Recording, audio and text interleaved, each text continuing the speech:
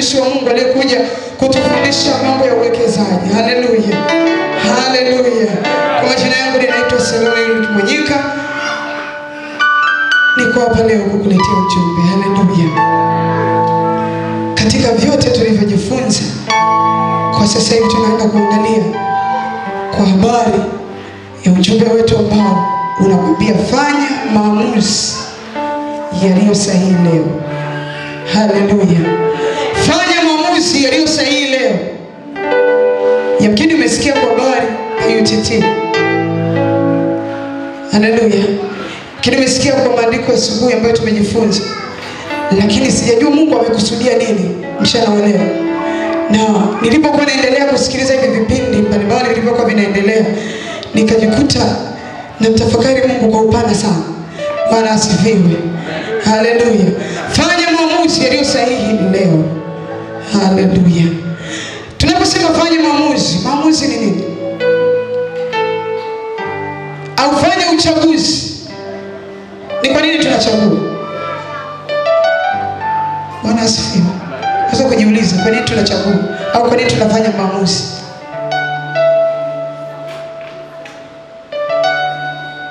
Haleluya. Tunafanya maamuzi kwa sababu, au tunafanya machaguo kwa sababu kuna vitu vingi ambavyo viko mbele yetu. Mfano hapo kuna hizi stand za mic na kuna mic. Lakini ni kwa nini nakuja kusimama, labda nitasimama kwenye hii nyekundu. Ninachagua kwa sababu ziko na nyingine. Bwana Yesu asifiwe. Tumefundishwa kwa mambo ya UTT. Akatuelekeza kuna uwekezaji wa namna mbalimbali sehemu nyingine. Lakini pia unaweza ukachagua hata wewe leo kuwekeza sehemu. Bwana asifiwe. Haleluya. Fungua Danieli sura ya 3. Sitatumia muda mrefu sana. Danieli sura ya 3, msomaji unaweza ukanisomea mstari wa kwanza, alafu ukaruka ukanisomea 17 na 19.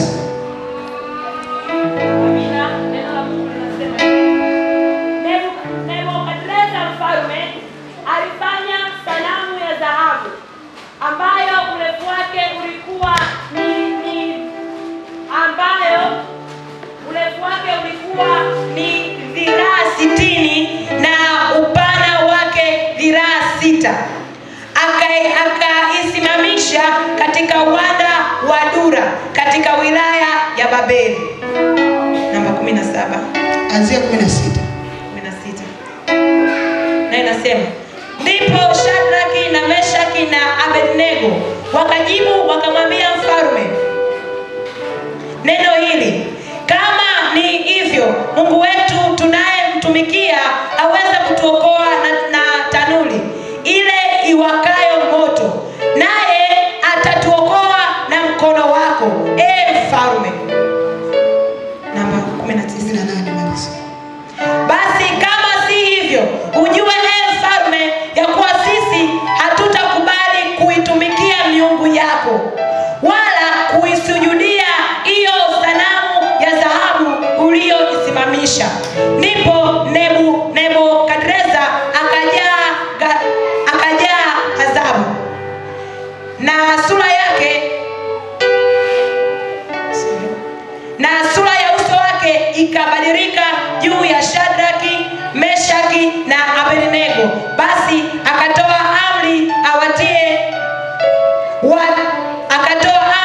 watie moto ile tanuri mara 7 kuliko desturi ya kutiwa moto. Amina. Bwana asifiwe. Haleluya. Tunakumbuka au tunakisoma hichi kitabu cha Daniel ambacho kiliandikwa na Daniel mwenyewe takriban ile miaka ya 536 hadi ile miaka 530 kabla ya Kristo kuja duniani. Hichi kitabu cha Daniel, wakati huu anaandika hichi kitabu, alikuwa tayari ameshaingia uhamishoni. Bwana asifiwe. Maana tukiangalia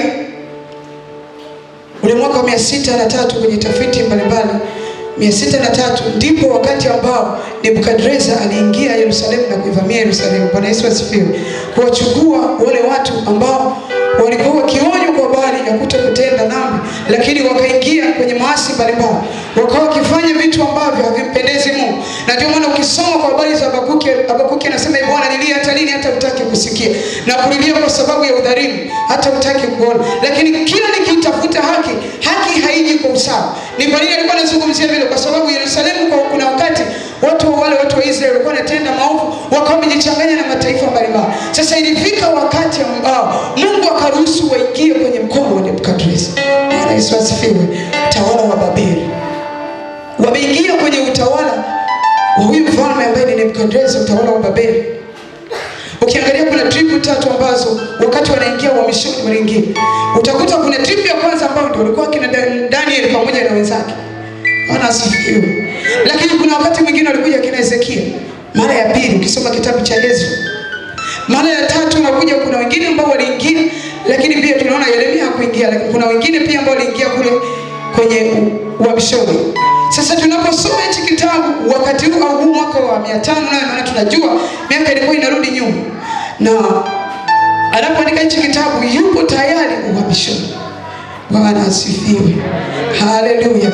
Yupo uhamishoni, ameandika hichi kitabu, anasema kuna wakati ambao ilifika Nebukadreza akaitengeneza sanamu yake ya dhahabu ili watu waiabudu. Bwana asifiwe. Haleluya watu wa Mungu. Na tukumbuke nyuma yake Daniel alishatafsiri maana ya ndoto ambayo mfalme alishaiota. Lakini mfalme Nebukadreza anaitengeneza sanamu ya dhahabu ili watu waiabudu. Lakini wakati wa uzinduzi wa ile sanamu ya dhahabu ambayo ameitengeneza, alialika wakuu wa wilaya mbalimbali kutoka katika nchi ya Babeli. Wale wakuu wa wilaya ya sehemu mbalimbali walipofika pale na